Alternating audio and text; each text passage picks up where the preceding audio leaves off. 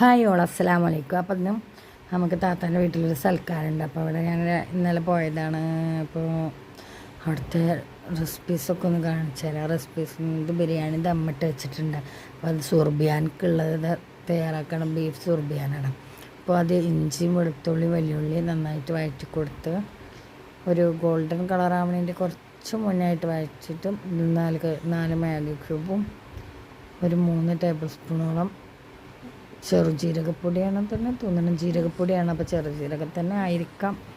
ഇനി മറ്റേ ജീരകമാണെന്ന് ശരിക്കും ചോദിച്ചറിഞ്ഞില്ല. അപ്പോൾ അതൊക്കെ ഇട്ട് കൊടുത്ത് പിന്നെ മുസമ്പിത്തോലും ഇട്ട് കൊടുക്കുക. നന്നായിട്ട് ഇളക്കുക. ഇതൊക്കെ മിക്സായി കഴിഞ്ഞിട്ട് നമുക്ക് ബീഫ് ഇട്ട് കൊടുക്കണം. ബീഫിൻ്റെ സ്റ്റോക്ക് കുറച്ച് പറഞ്ഞ് ബീഫ് ഇട്ട് അതൊക്കെ ഇളക്കി വെക്കാം. ബീഫ് നമ്മൾ ഓൾറെഡി വേവിച്ച് വെക്കണം. നന്നായിട്ട് വേകുമ്പോഴുള്ളൂ അതിനൊരു ടേസ്റ്റ് കിട്ടുക. ഇതങ്ങനെ ആക്കി വെച്ച് വേവിച്ച് വെക്കാം.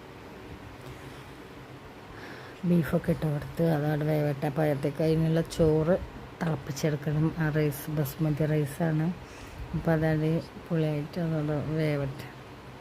അപ്പോൾ എന്തൊക്കെ ഫുഡ് കഴിച്ചാൽ ബിരിയാണി ഉണ്ട്, സുർബിയാനി ഉണ്ട്, പിന്നെ ഐസ്ക്രീം, ഫ്രൂട്ട്സ്, ചിക്കൻ പൊരി, ചേനൊക്കെ പൊരിച്ചിട്ട് അങ്ങനെയൊക്കെയുള്ള വിഭവങ്ങളൊക്കെ ആയിട്ടാണ്. അടിപൊളിയായിരുന്നു, സൂപ്പറായിരുന്നു, യമ്മി ടേസ്റ്റായിരുന്നു.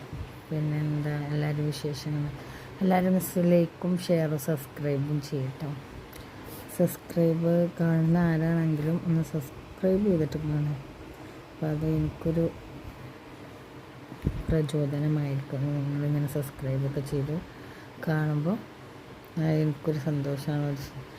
ഫ്രൂട്ട്സും വെള്ളം. അപ്പോൾ അവർ വന്ന് വെള്ളമൊക്കെ കൊടുക്കുകയാണ്. അവളെ മൂത്തച്ഛൻ്റെ കുട്ടിയുടെ നിക്കാഹ് നിൽക്കണം. അപ്പോൾ അതിൻ്റെ സൽക്കാരൊക്കെയാണ്.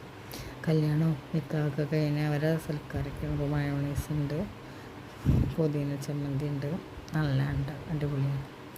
നമുക്ക് നേരെ അവർ വന്ന് വെള്ളമൊക്കെ കുടിച്ച് നേരെ ഫുഡ് കഴിക്കാൻ വേണ്ടി ഇരുത്തലാണ്.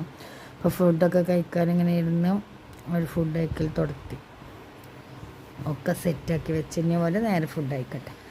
അപ്പോൾ ഇത്രയൊക്കെ ഉള്ളൂ. പിന്നെ എന്തൊക്കെ പിന്നെ നമുക്ക് ഫുഡ് കഴിച്ചതിന് ഇതിൻ്റെ കൂടെ ഐസ്ക്രീം ഇപ്പോൾ തന്നെ വെക്കാൻ പറ്റില്ല, തണുത്ത് പോലെ. അപ്പോൾ ഫുഡൊക്കെ കഴിച്ച് കഴിഞ്ഞാൽ അവർ ഫ്രൂട്ട്സൊക്കെ തിന്ന് പിന്നെ ഞങ്ങളൊക്കെ ഫുഡൊക്കെ കഴിച്ച് ഞങ്ങൾ പെട്ടെന്ന് നാളെ മദ്രസ ഇല്ലെന്ന് പറഞ്ഞ് ഞങ്ങൾ വേഗം പോകുന്നത്. ഏതായാലും പോകാനുണ്ട്. അപ്പോൾ നാട്ടിൽ